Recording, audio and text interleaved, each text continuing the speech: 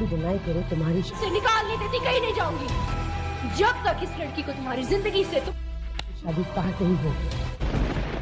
तुम कितनी चीप और कैरेक्टरलेस हो। तुम्हारी हिम्मत कैसे हुई मेरे कमरे में आके मेरी पर्सनल चीजों को हाथ लगाने की? माहिर अजहर, तुम जितना बिनिश ने अपनी जिद तो पूरी कर ली और फाहा और अरीब की मंगनी का फंक्शन तो रख लिया, मगर अपने हिस्से में उसने जिल्लत लिखवा ली।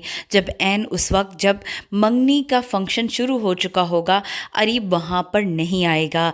ये बात फाहा को भी बहुत ज़्यादा दुख देगी।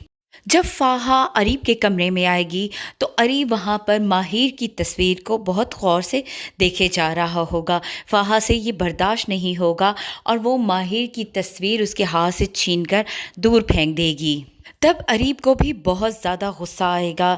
वो उसे अपने कमरे से निकल जाने का कहेगा, क्योंकि वो उसकी ज़ाती चीज़ों को हाथ लगा रही है और उसे किसी ने भी ये हक नहीं दिया। अरीब फाहा के साथ मंगनी करना ही नहीं चाहता था, मगर फाहा है कि अरीब के पीछे ही पड़ चुकी है।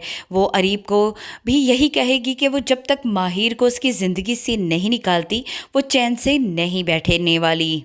बिनिश भी फाहा का साथ देगी और अरीब को यही कहेगी कि चाहे वो कुछ भी कर ले, मगर उसे शादी तो फाहा के साथ ही करनी होगी। माहिर ने जो वादा अपने बाप से किया था, उसकी लाज रखते हुए वो साद के साथ हंसी खुशी ज़िंदगी गुजारने की पूरी कोशिश कर रही है। इसीलिए वो अपने वलीमे वाले दिन सबके सामने बहुत खुश भी नज़र आएगी, मगर उसकी इस खुशी को किसी की नज़र लग जाएगी। साद और माहिर खुशबाश जब अपना फ़ोटो सेशन करवा रहे होंगे, उसी वक्त वहाँ पर फाहा की एंट्री होगी। फाहा दूर ही से माहिर अजहर का नाम पुकारेगी। माहिर उसकी तरफ देखकर हैरान रह जाएगी, क्योंकि उसकी मुलाकात कभी फाहा के साथ हुई ही नहीं। यहाँ पर सब ही फाहा को देखकर हैरान रह जाएंगे कि आखिर ये लड़की कौन है और यहाँ पर क्या करने आई है।